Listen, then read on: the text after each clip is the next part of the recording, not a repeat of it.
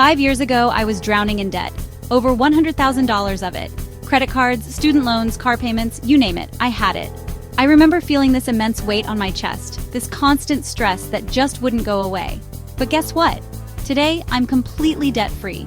Zero, zilch, nada. And honestly, if I can do it, anyone can. Most people think paying off debt is this monumental task that takes decades to achieve. But that's just not true.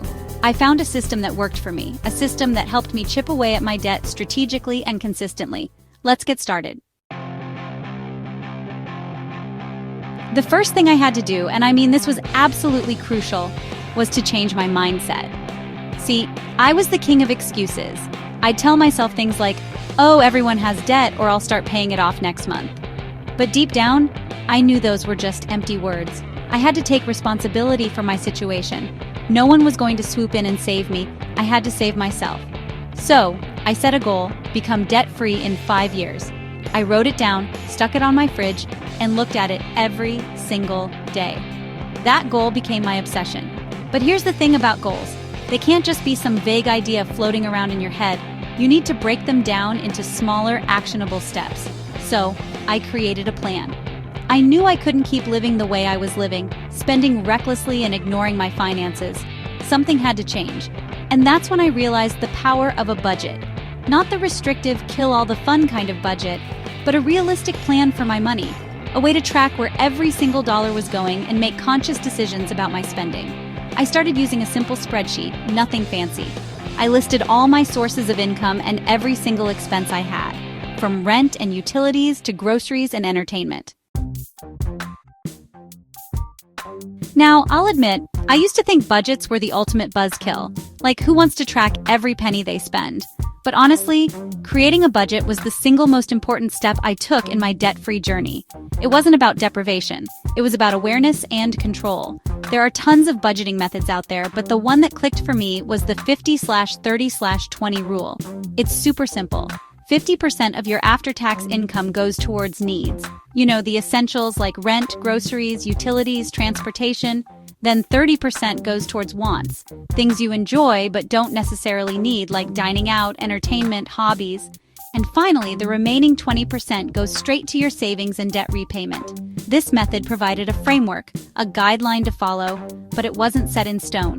Life happens, right? So I allowed myself some flexibility. If I knew I had a birthday dinner coming up, I'd adjust my wants category accordingly. The key was to be mindful of my spending and make conscious choices. Instead of ordering takeout every night, I started cooking more at home. I swapped expensive gym memberships for free workout videos on YouTube. And slowly but surely, I started seeing a difference. That 20% I was allocating towards debt repayment, it started to feel more significant. Consistency is key. Stick with your budget, track your progress, and celebrate those small wins along the way. Okay, so I had my budget in place, I was cutting expenses left and right, but now came the big question. How do I actually tackle this mountain of debt?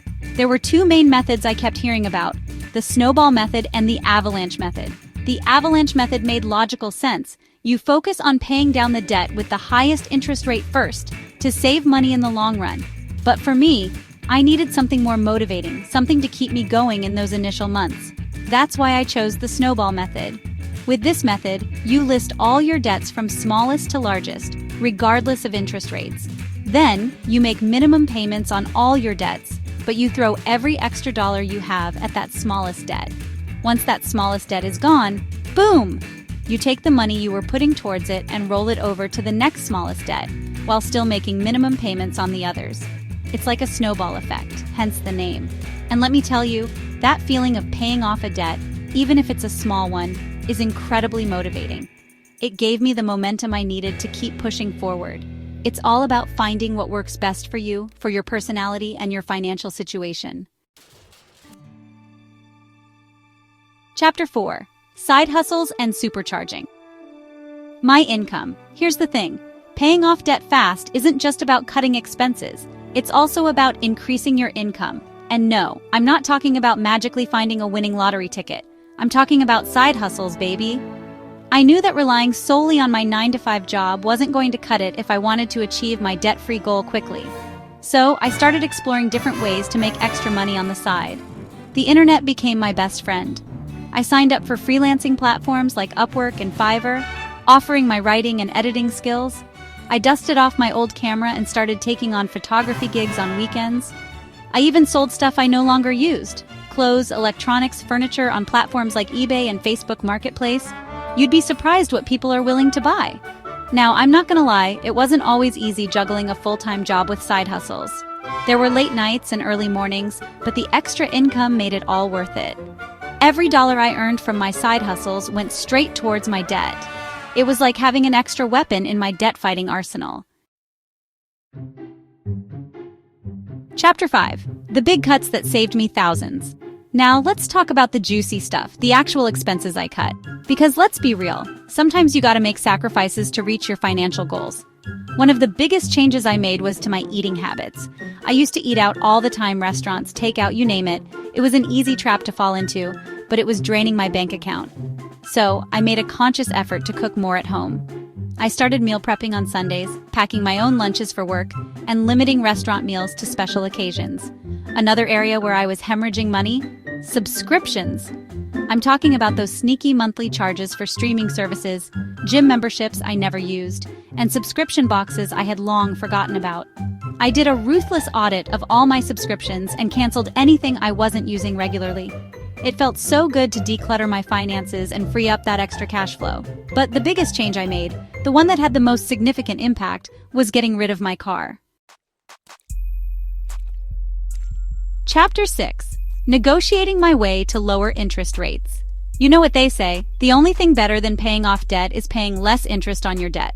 One of the first things I did was call my credit card companies and negotiate lower interest rates. That's right, you can actually pick up the phone and ask them to lower your rates. I was surprised how often this worked. I simply explained my financial goals, my commitment to paying off my debt, and politely requested a lower rate. In some cases, I was able to get my interest rates reduced by a significant margin. I also explored balance transfer credit cards, which offer a promotional period of 0% APR. This allowed me to transfer high-interest debt to a new card and pay it down without accruing additional interest during the promotional period. Another game changer was refinancing my student loans. By refinancing my loans with a lower interest rate, I was able to save a significant amount of money over the life of the loan. Chapter 7. Staying motivated on my debt-free journey. Let's be real, paying off debt can be a long and challenging journey. It takes discipline, commitment, and a whole lot of motivation.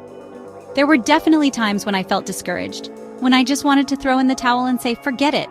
But I knew I couldn't give up. I had come too far, sacrificed too much, so I had to find ways to stay motivated, to remind myself why I was doing this in the first place. One thing that helped me was visualizing my debt-free future. I'd close my eyes and imagine what my life would be like without the weight of debt on my shoulders. I'd picture myself traveling the world, pursuing my passions, and living a life of financial freedom. I also surrounded myself with supportive people who were cheering me on every step of the way. I told my friends and family about my debt-free goal, and their encouragement and accountability kept me going. And finally, I celebrated every milestone. Every time I paid off a debt, no matter how small, I treated myself to something special. So there you have it. That's how I paid off $100,000 of debt in 5 years. It wasn't always easy, but it was definitely worth it. Now I want to hear from you. How much debt are you trying to pay off? What are your biggest financial challenges? Drop a comment below. I read every single one, and I'm here to support you on your journey. If you found this video helpful, hit that like button and subscribe to my channel for more financial tips and tricks. And if you're ready to take control of your finances and start building a brighter financial future, be sure to download my free budget template. You'll find the link in the description below. Remember, your journey to financial freedom starts today. Take that first step, stay committed, and never give up on your dreams.